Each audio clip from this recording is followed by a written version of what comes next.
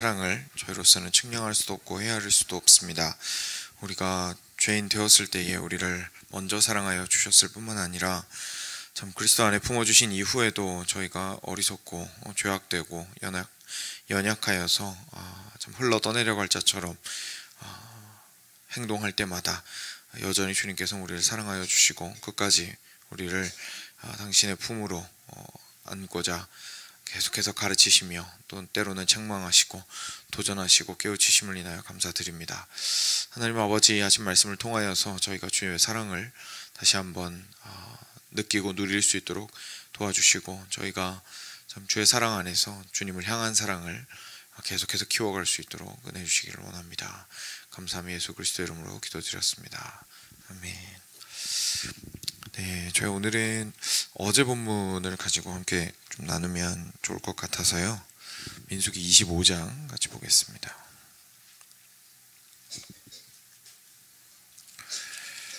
(25장) 1절부터 18절까지입니다.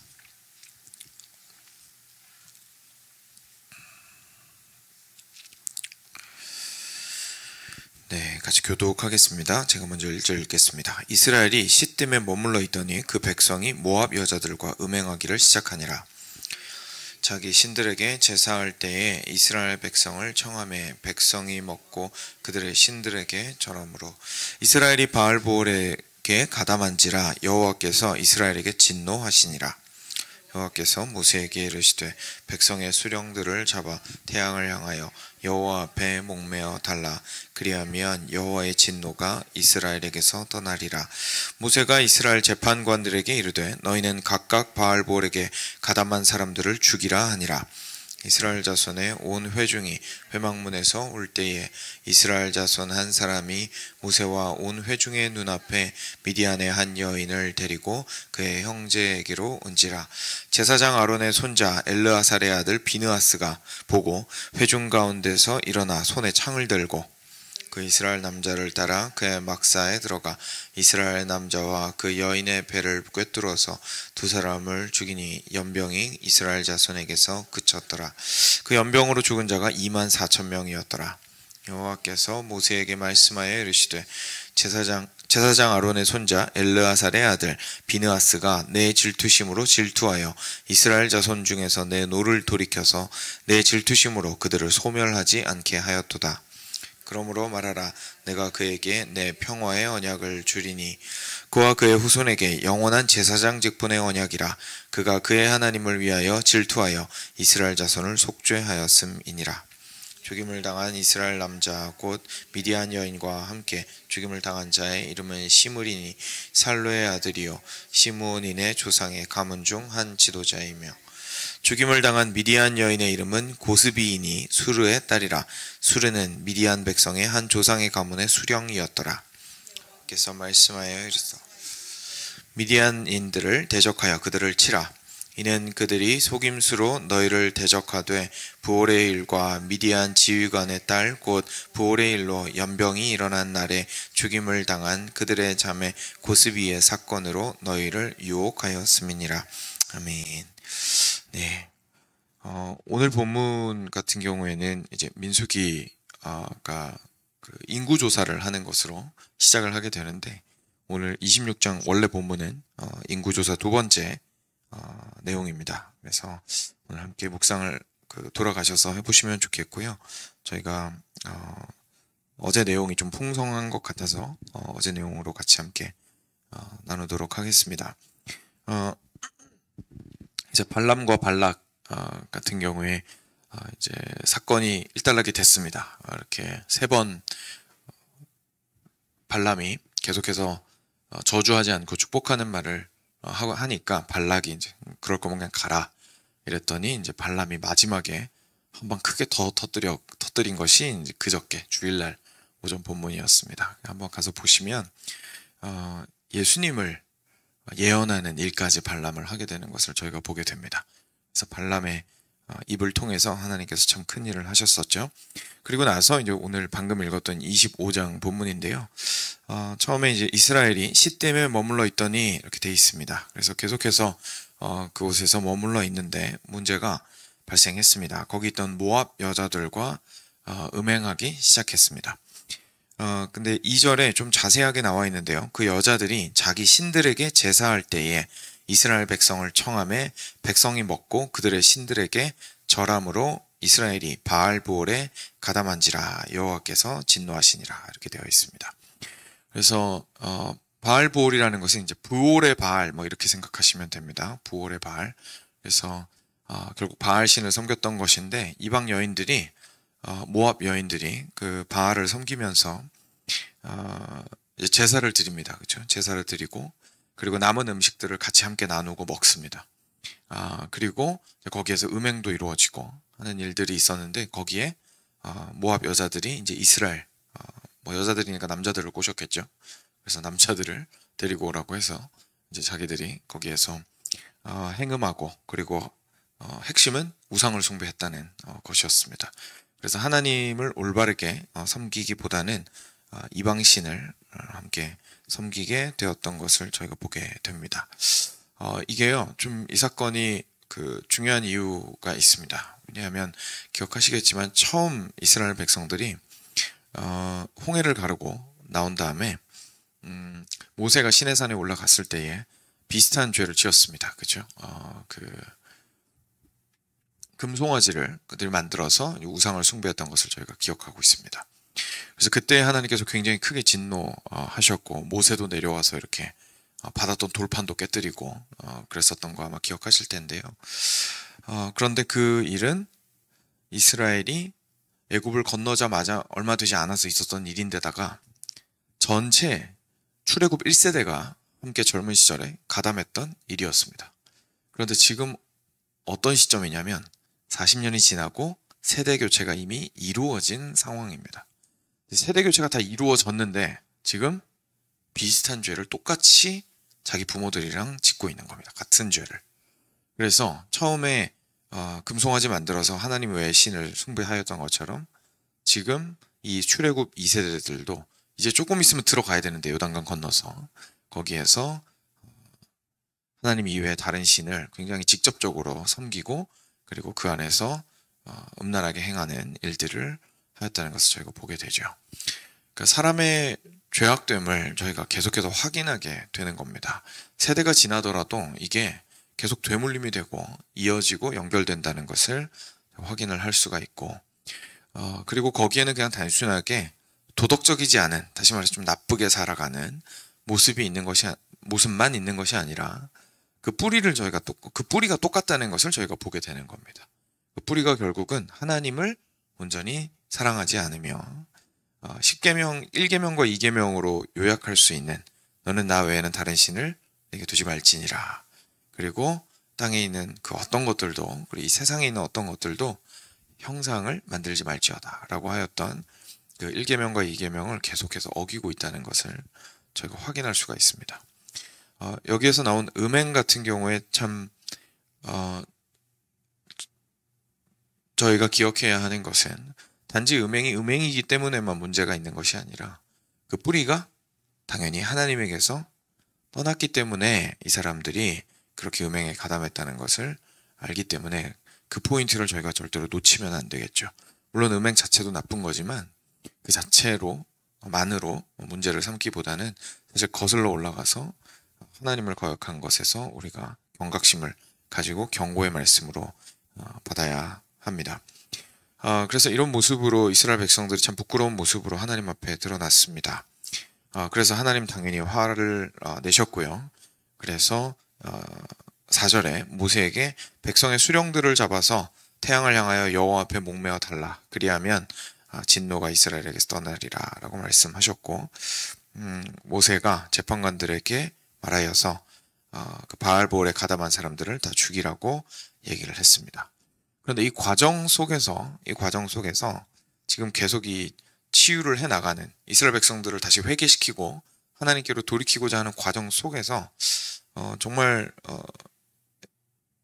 뭐랄까요, 이런 일이 있을 수 있을까 싶은 굉장히 모렴치한 일이 발생을 했습니다. 6절에 이스라엘 자손의 온 회중이 회막문에서 울 때에 다 같이 모여서 지금 막 울면서 회개하고 지금 하나님께서 이제 뒤에 보면 연병을 때문에, 그러니까 전염병 때문에 죽게 하셨다라는 말씀이 나오는데, 이제 그런 것들 때문에 막 슬퍼하고 그러고 있는 상황인데, 이때 이스라엘 자손 중에 한 사람이 모세와 온 회중의 눈앞에, 그러니까 모두가 볼 수 있는, 공개적으로 했다는 얘기죠. 공개적으로 미디안 한 여인을 데리고 그 이스라엘 진영 안으로 들어온 겁니다. 그리고 나서 그 뒤에 보면 막사라는 얘기가 나오는데 자기 장막에 들어갔던 거죠. 그러니까 이게 무슨 말이냐면 모두가 다 함께 회개하려고 막 눈물을 흘리면서 애통해하고 있고, 그리고 거기에서 실제로 이렇게 지휘관들은 하나님께서 명령하신 대로 목매달아 죽어야 되는 상황이고, 그리고 실제 바알볼에 가담한 사람은 이제 죽이라고 모세도 명령을 한 상태. 완전 비상사태죠. 엄청난 비상사태 중인데 지금 어떤 한 사람이, 그리고 이 한 사람이 그냥 일반 한 사람이 아니라 그 뒤에 보면은 이 남자와 여자의 신분이 나와 있습니다. 그렇죠? 그 남자는 14절에 나오는데요. 시므리라는 사람이었는데 시므온인의 조상 가문 중에 한 지도자였고, 그리고 미디안 여인의 이름은 고스비였는데 아빠가 수르였습니다. 근데 수르는 미디안 백성의 한 조상 가문의 수령이었습니다. 다시 말해서 거의 공주급인 거죠. 그러니까 굉장히 고위 관료와, 그리고 이스라엘에서도 영향력이 있는 사람, 고위 관료가 아니라 고위 귀족이라고 표현하는 게 맞겠죠. 뭐 귀족과, 그리고 이스라엘에서 굉장히 영향력이 있는 사람이 함께 손잡고 막사 안으로 그 애통해하는 상황 속에서 들어간 겁니다. 근데 이거는 결국 무엇을 보여주는 거냐면 I don't care 이거죠.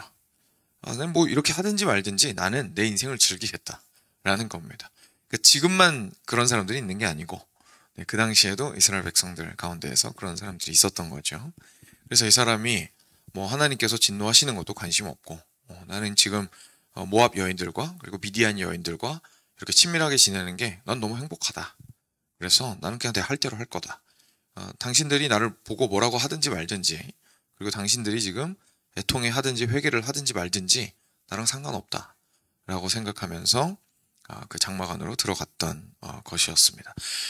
정말 어떻게 이렇게까지 지금 그래도 민족 중에서, 이 이스라엘 민족 안에서 영향력이 있는 지도자였는데 이렇게까지 타락할 수 있었는지, 참 사람의 죄성에 대해서 다시 한번 생각해 보게 되는 대목이고, 그 뻔뻔스러움에 대해서 저희들이 좀 옆에서 지켜보는 사람인데도 같이 낯이 뜨거워지는 본문이죠. 그래서 그렇게 당당하게 막사로 들어간 거였습니다. 그래서 그 상황을 비느하스라는 엘르아살의 아들, 제사장 아들이죠. 제사장 아들이 보았습니다. 그리고 좀 이따 나오지만 이 비느하스도 그 마음 가운데 분노가 계속해서 끌어올랐습니다. 그래서 회중 가운데서 일어나서, 그래서 자기 일을 보다가 그 사실을 보고 일어나서 손에 창을 들고 그 남자를 따라서 그 사람 장막 안으로 들어갔습니다.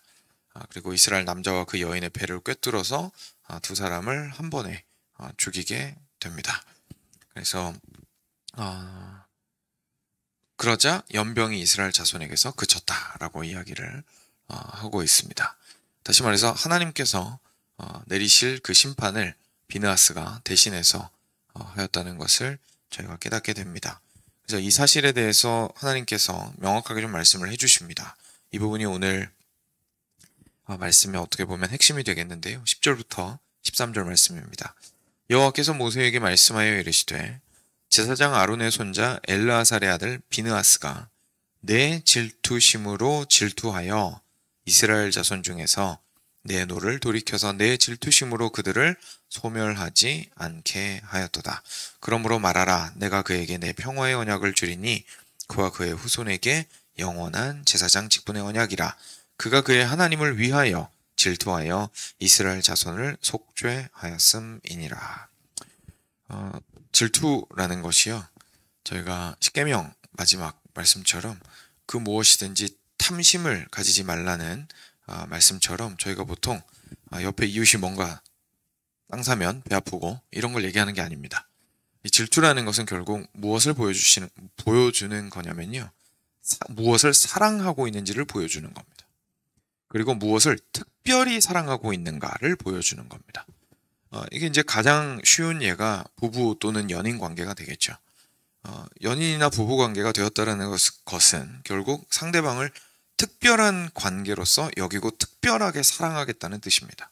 그런데 그랬던 상대가 다른 사람을 만나게 되면 당연히 질투심이 끌어오릅니다. 그리고 단지 그 사람이 실제로 뭔가 특별한 일을 해서만 질투심이 올라오는 것이 아니라 외부에서 이 관계를 침범해서 들어오려고 시도만 하더라도 질투심이 생깁니다. 그렇죠? 실제 연인들 관계 속에서 지금 잘 만나고 있는데, 교제하고 있는데 저쪽에서 내 남자친구를 다른 여자애가 와가지고 막 살갑게 대하고 하는 것 자체가 질투심을 불러일으키잖아요. 그러니까 관계 자체를 조금이라도 흔들고자 하는 시도 자체에 대해서 분노를 느끼는 것이 질투심입니다.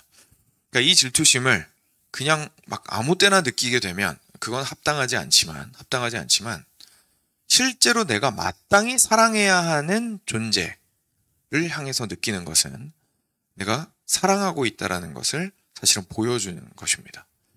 근데 비느하스가 레위인 중에 한 사람이고 제사장의 자녀로서 굉장히 경건하게 잘 성실하게 하나님을 섬겼을 뿐만 아니라 무엇보다도 오늘 크게 칭찬을 받고 심지어 이스라엘 백성의 연병을, 그 전염병을 중단시킬 수 있을 만큼의 역할을 하게 되죠. 그게 무엇이었냐면 바로 하나님의 질투심을 그 마음 가운데 가지는 거였습니다. 그게 무엇을 보여주냐면 결국 하나님을 이 사람이 얼마나 사랑했는지를 보여주는 겁니다. 그래서 하나님을 너무나 뜨겁게 사랑하였고 하나님을 너무나 경외하였기 때문에 하나님의 법도에서 조금이라도 어긋나는 그들을 보았을 때 민족의 레위인의 지도자로서 그냥 가만히 두고 볼 수가 없었던 겁니다. 그리하여서 하나님의 심판을 대신 그가 수행하게 되는 것을 저희가 보게 됩니다. 거기에서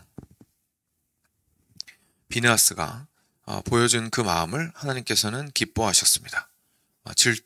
나의 질투를 가지고 질투하는 자다라고 기뻐하시고 그와 함께 평화의 언약을 맺으시고, 이 평화의 언약이라는 것은 결국 계속해서 비느하스 너에 대해서 제사장이 이어질 수 있도록 하겠다라는 그러한 복이었습니다. 사랑하는 여러분, 저희가 이 땅을 살아가면서요, 앞서 말씀드렸던 것처럼 여러 가지 방면에 질투심이 생길 수 있습니다. 다시 말해서 내가 사랑하는 것들을 빼앗기기 싫어하는 마음, 내가 사랑하는 것들을 빼앗길까봐 분노하게 되는 마음, 내가 사랑하는 것들을 어떻게든 끝까지 가지고 있으려는 마음들이 우리에게는 분명히 있습니다. 근데 그것이 하나님의 사랑 안에 있다면, 그래서 최우선순위는 하나님을 사랑하는 것에 있다면 그것들을 적절하게 사랑하게 됩니다. 예를 들어서 내가 내 남편을 사랑하고 아내를 사랑하고 내 자녀를 사랑하는 것이 너무나 중요한 일이고, 그리고 그 사랑하는 것이 참 커서 다른 사랑이 자꾸 들어오려고 하면 그거에 대해서 질투심을 느낄 수가 있습니다. 그렇죠? 근데 이게 하나님을 가장 사랑하는 마음 아래에 있으면 괜찮습니다. 그런데 그것이 나쁜 사랑이든 아니면 정당한 사랑이든, 다시 말해서 좀 안 좋은 것들을 저희가 사랑할 수도 있잖아요. 안 좋은 것들을 사랑하든지 아니면 방금 말씀드린 자녀나 부부간의 사랑이나 저희가 마땅히 사랑해야 하는 이들을 사랑하는 것들의 사랑이 지나쳐서 하나님의 사랑을 뛰어넘어서 내가 그것들을 더 추구하려고 하고 하나님의 사랑에 대해서 별로 중요하게 생각하지 않을 때 어떤 문제가 발생을 하게 되냐면 하나님의 사랑이 침범당해도 아무렇지 않게 되는 문제가 발생을 합니다. 그러니까 무심해지는 거죠. 하나님과의 관계에 있어서 우리가 좀 웃긴 표현이지만 연인들이 쓰는 표현으로 권태기라고 하죠. 무심한 겁니다. 하나님이 그러시든지 말든지, 그렇죠? 나와 하나님과의 관계에 다른 사람이 들어오든지 말든지. 그래서 그래 만나고 싶으면 만나, 그죠? 라고 마치 그걸 이제 쿨한 것처럼 오해하면서 질투심을 전혀 느끼지 않게 되는 상황들이 있습니다. 근데 만약에 하나님을 정말로 뜨겁게 사랑하고 경외하고 있다면 하나님과 나와의 관계 가운데 무언가가 들어오는 것에 대해서 사실 굉장히 예민할 수밖에 없습니다.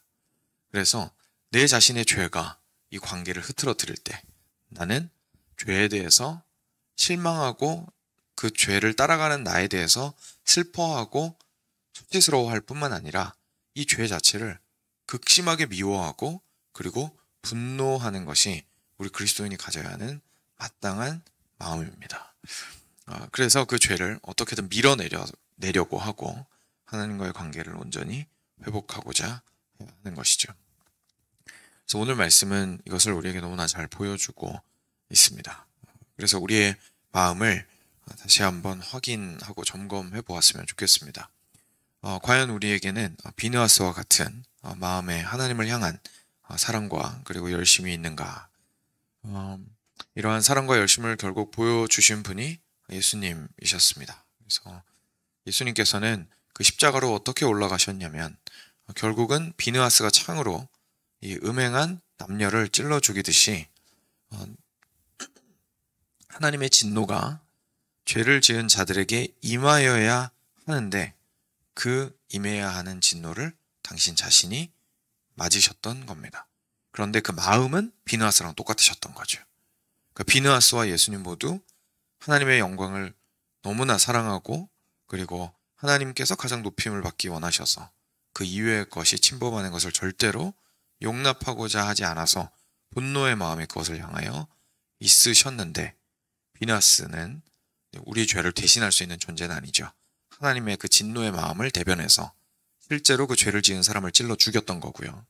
예수님은 반대로 그렇게 찔러 죽이셔야 했지만 그 창의 끝을 돌리셔서 자기 스스로를 못 박으셨다라는 사실을 우리가 깨닫게 될 때에 비느하스의 이 마음이 참 예수님의 마음이라는 생각을 할 수 있습니다. 그래서 그 마음을 우리도 동일하게 가지게 되기를 다시 한번 기억해 보기를 원합니다. 같이 함께 기도하겠습니다. 들으신 말씀 기억하시면서 삶을 좀 돌이켜보시면서 하나님께 기도로 나아가겠습니다.